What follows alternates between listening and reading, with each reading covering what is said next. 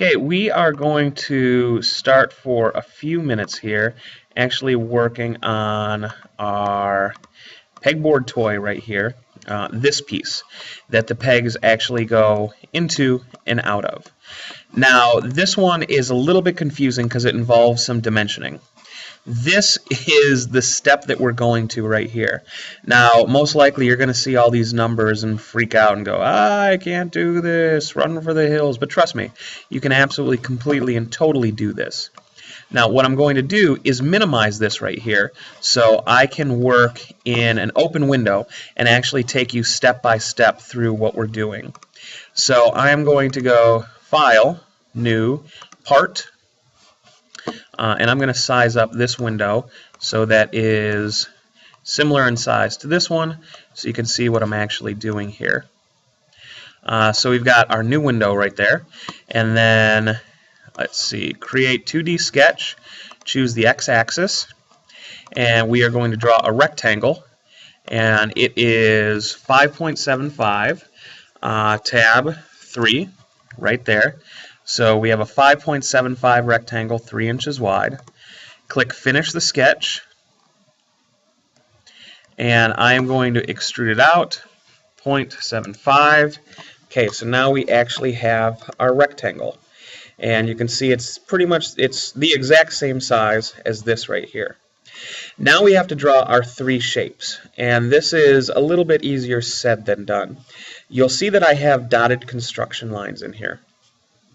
Construction lines, if you remember from our previous lessons, really are non-existent. They don't actually exist in the real world. So I'm going to click on 2D Sketch, click the rectangle, and you can see it highlights it right there. That means that I'm now drawing on the triangle, and I'm going to click Construction Lines, just like so. Click Line, and the first thing that I'm going to do is just go ahead and draw a center line. Now you can see that green dot pops up. That's the coincident constraint. That just snaps to items in coincidence. Now I got my center line. Now I am going to draw a vertical. I'm going to hop on, there we go, the center coincident, and then something right about there. Okay, so now I've got some construction lines going on. I'm going to dimension these so that they're even, or they're equal. Now, I'm not a mathematician, and most likely you're not either. So in order to actually put things in even spots, you can use math in Autodesk Inventor. So I'm going to put 5.75 divided by 4 right there, and that's going to snap to the right location for me.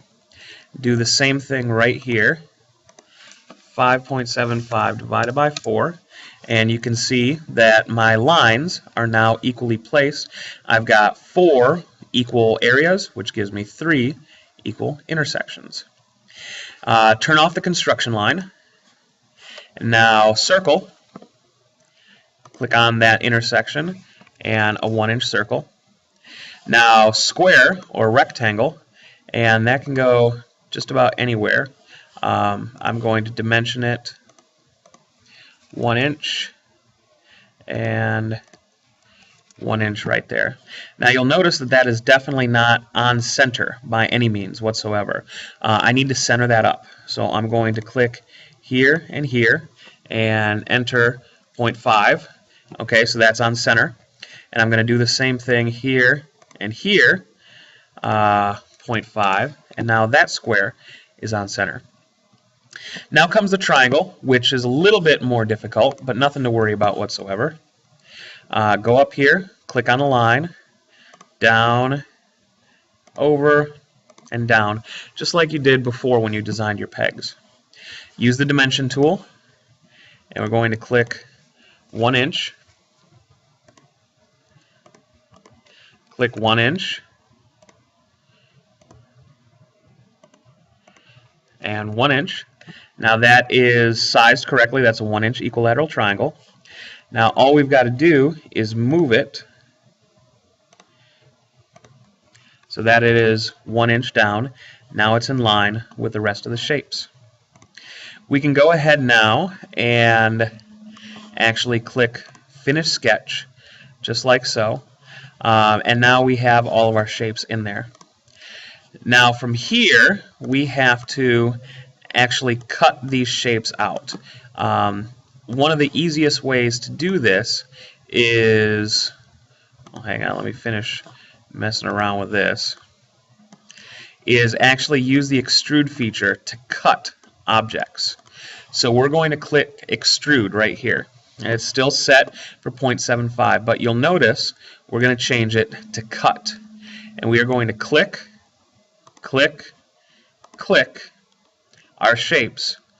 Cut means it actually removes the material out of there, 0.75 thick, 0.75 deep, and click OK. Now we have our finished object. I'm going to go ahead and change it to, let's see, I'll go birch right there. So it's a nice wood color. And you are going to save as Bach platform and save. Okay, so this is a pretty complicated video, so stop this video, rewind, and replay as many times as you need to get the concept.